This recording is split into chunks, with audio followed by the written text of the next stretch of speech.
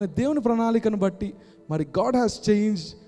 ఈ దినమున మనం నేర్చుకునేది మాత్రం ఒకటే, let us not be rebels but be calm at heart. Sometimes మాటతోనే ఇది ఒక్కడే, ఈ టంగ్ ఒక్కటి కరెక్ట్గా పెట్టుకుంటే అన్నీ 99% ప్రాబ్లమ్స్ అన్నీ సాల్వ్ అవుతాయి. 99%. దాన్ని మనం ఏ విధంగా కంట్రోల్ చేసుకోగలుగుతామంటే ఒకటే, దేవునిలో ఎక్కువగా ఉంటే మాత్రం will always have that in control. మన జీవితాలలో అది మాత్రం నేను చెప్పి ముందుకెళ్ళాలి. ఎందుకంటే ఆ టైంలో మరి దేవుడు అన్నాడు, చిన్నగా ఒక మాట చెప్పు, నీకు ప్రామిస్ నెరవేరుతుంది. చెప్పాడు, నీకు ప్రామిస్ ఇస్తా, నేను నీ ప్రామిస్ నెరవేరుతుంది అయ్యా, నువ్వు ఒకసారి వెళ్ళి మాట చెప్పు. మరి బండ నుంచి నీళ్ళు వస్తాయి అంటే వెళ్ళి కొట్టి ఆయన ప్రామిస్ని ఆయన తెచ్చుకోవాలి. ఈ దినమున ఎందుకు ఇది నేను చెప్తున్నా, this will help someone today who someone ఎవరన్నా కానీ దేవుణ్ణి క్వశ్చన్ చేద్దాము అని ఫ్యూచర్లో అనుకుంటే ఇది గుర్తుపెట్టుకోండి, మీ ప్రామిస్ మీకు రావాలి అంటే మాత్రం మన దేవునిలో అణిగి మణిగి హంబుల్నెస్తో ఉండాలి. You have to be always humble at the God's presence. ఆ ప్రామిస్లో మేమందరం ఉండాలి, మేము ఎంజాయ్ చేయాలి. కాబట్టి రేపు పొద్దున మీ గ్లోబలైజేషన్ అయితే మేము రావాలి. So we want you to be flourishing. So that's why today I want suggest that always be careful, walking firm in the final days. ఇప్పుడు మనం చివరి దినాల్లో ఉన్నాం అనుకుందాం. మీ ప్రామిస్కి మీరు ఏది కావాలనుకుంటున్నారో దానికి చివరిగా ఉన్నారు బార్డర్లో. ఒకవేళ రేపే రాబోతుంది అనుకో, ఈ దినమున మనకి సాల్వేషన్ ఉందా, మరి ఎలా నడుస్తున్నాం అనేది కూడా మనం చెక్ చేసుకోవాలి. రేపే మీకు జాబ్ రాబోతుంది అంటే ఈ దినమున నేను ఇండియా వెళ్ళిపోతా అంటే you will lose the promise and then you will lose your future, right? మరి అట్లాంటి పరిస్థితులు మనకు కొన్నిసార్లు అవుతుంటాయి. ఇది కూడా అంతే. మరి లాస్ట్ మినిట్ వరకు జాగ్రత్తగా మన నోరుని కాపాడుకునేవారుగా ఉండాలి. మోషే గారు ఎంతో నాయకుడు, ఇప్పుడు ఆ టైం వరకు అంత గొప్ప నాయకుడు అయితే లేడు, రైట్? అంత గొప్ప నాయకుడు అయితే లేడు. ఈ దినమున మరి అంత గొప్ప నాయకుడికి అటువంటి ఇబ్బంది వచ్చిందంటే మనం ఎట్టివారం. మన జీవితాలలో కూడా ఎట్లా అంటే, మనకిచ్చిన ప్రామిస్ మనం వెళ్తూ ఉంటాం, మనకు తెలుసు it will take to the right place, ఆ ప్లేస్లోనే మనం ఉన్నామని. కానీ ఒక్కొక్కసారి మనం ఏం చేస్తామంటే, లేదు వేరేది అని చెప్తుంటాం. ఈ ప్లేస్ కాదు, ఇంకోటి ఏదో ఉంది నాకు దాయబడింది, ఇంకోటి ఏదో ఉంది నాకు, ద బెటర్ థింగ్ అని చెప్పేసి తప్పు దాంట్లో చెప్తుంటాం. కానీ ఆ తప్పుని కూడా మనం అప్పుడప్పుడు రైట్ చేయడానికి ట్రై చేస్తుంటాం, ఆ తప్పుని కూడా కరెక్ట్ చేసుకోవడానికి ట్రై చేస్తూ ఉంటాం.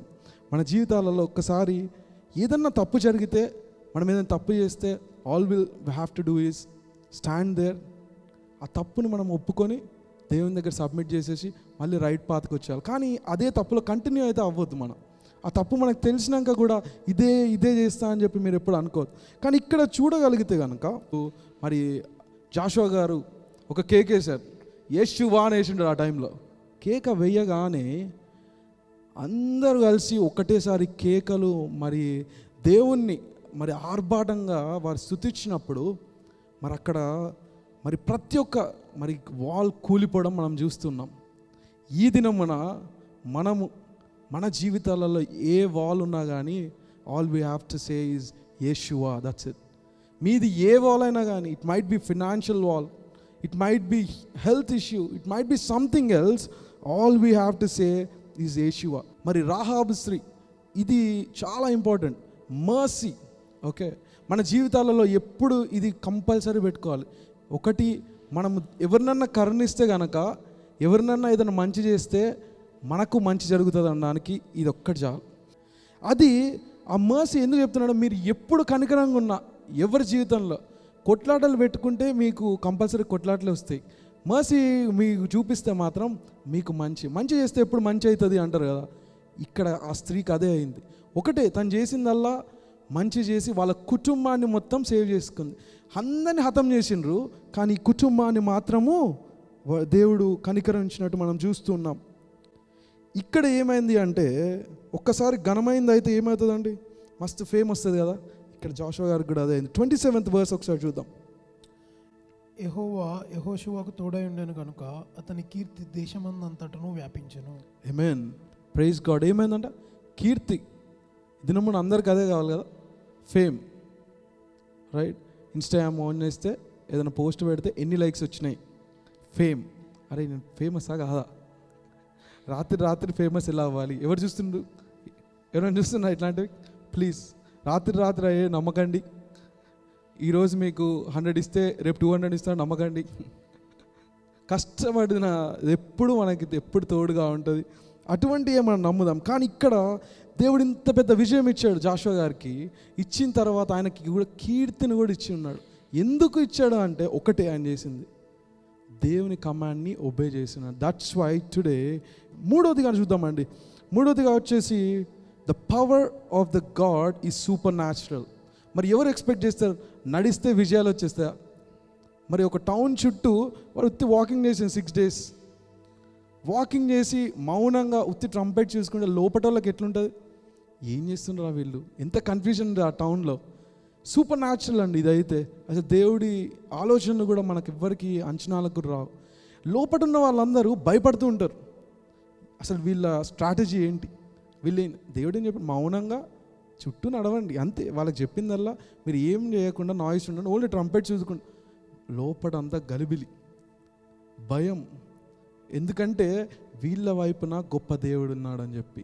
ఈ దినమున కూడా మీరు నేను చేయాల్సిందల్లా మౌనంగా, మనకి ఏది కావాలన్నా కానీ మౌనంగా దేవునితో నడవడమే. రైట్? మౌనంగా ఒక్కటేసారి అరిచినామనుకో ఆ అరుపుకి వాల్యూ ఉండదు. అదే దేవుడు దీవిచ్చి మనకి ఇచ్చిన తర్వాత మనం అరిస్తే దాని యొక్క ఘనత ఎట్లా అంటే ఇట్లాంటి ఫేమ్ వస్తుంది. దేవుడు మనకి supernatural, beyond our comprehension. మనం అర్థం చేసుకోలేము ఆయన ఎంత గొప్ప కార్యాన్ని చేయబోతున్నాడో మనకు తెలియదు. కానీ ఈ దినమున నిన్ను నన్ను చేయమందల్లా మౌనంగా దేవుని సన్నిధిలో నాతో నడువు. ప్రామిస్ నెరవేరాలంటే ఒకటే మనం చేయాల్సింది ఏంటంటే obediently we have to accept his command. ఆయన చెప్పింది నడుచుకోవడమే మనం చేయగలిగిందల్లా. ఆయన ఆజ్ఞలు ఏంటండి? నేను ఎప్పుడు ఒకటే ఆజ్ఞ చెప్తుంటా. దేవుడు చెప్పింది ఒకటి మెయిన్ ఆజ్ఞ, love one another is very very essential. మనకి దేవుడు మనకి నూతన కమాండ్మెంట్ ఏదైనా ఇచ్చిండు అంటే that's the main thing, love one another. So ఈ దినమున మనము ఈ లవ్తోనే మనం దేవుడు తిరిగి రాబోతున్నాడని మనకు తెలుసు. అది నువ్వు ప్రామిస్ చేశాడు ఎవరికి? మోషే గారికి. నేను వాటర్ ఇస్తాయా, నువ్వు చేయవలసింది చెయ్యి, నేను ఇస్తా అని మాట ఇచ్చింది. ఈ దినమునగా మనం చూసుకోగలిగితే నేను వస్తా అని చెప్పి దేవుడైతే మాట ఇచ్చిండు. నేను తిరిగి రాబోతున్నా అని చెప్పి మాట ఇచ్చిండు. ఈ లోకంలో ఉన్నప్పుడు కూడా నేను చనిపోబోతున్నా తిరిగి లేస్తాను అని మాట ఇచ్చిండు. నెరవేర్చుకున్న గొప్ప దేవుడు. ఆ సిలువలో నీ కోసం నా కోసం బలియాగమై, మరి అవసరం లేదు మన కోసం ఇంత చేయాల్సింది. నేను అప్పుడప్పుడు అనుకుంటా, అసలు నా కోసం ఒకవేళ మరణించే అంత స్థితిగతులు ఎందుకయ్యా, అసలు అర్హులమా మేము అని అప్పుడప్పుడు నేను క్వశ్చన్ చేసుకుంటా ఉంటా. వాక్యం చదువుతూ ధ్యానిస్తున్నప్పుడు ఆమె ఇనఫ్ టుడే, నా కోసం ఎందుకయ్యా అని చెప్పి అయినా మళ్ళీ ధైర్యం చెప్తాను. లేదు, యూఆర్ సంథింగ్ గ్రేటర్.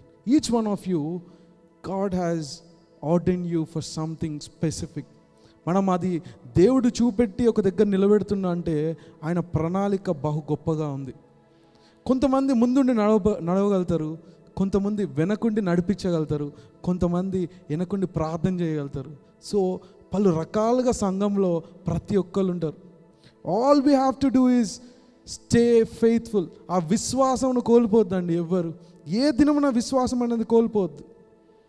ఆయన చెప్పాడు, నేను మరణించి తిరిగి లేచి ఆరోహణమై పైకి వెళ్ళి మళ్ళీ నేను తిరిగి రాబోతున్నాను.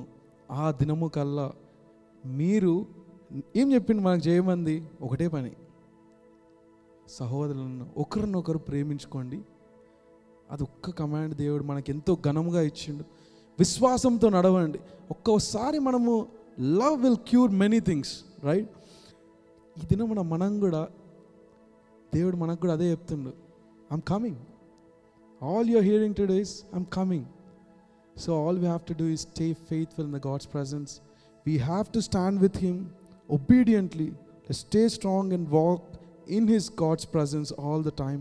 మరి అందుకే దేవుడు మనకి ఒక మంచి సంఘమును మనకి ఇచ్చి ఉన్నాడు. ఎప్పుడు we have to walk in his grace.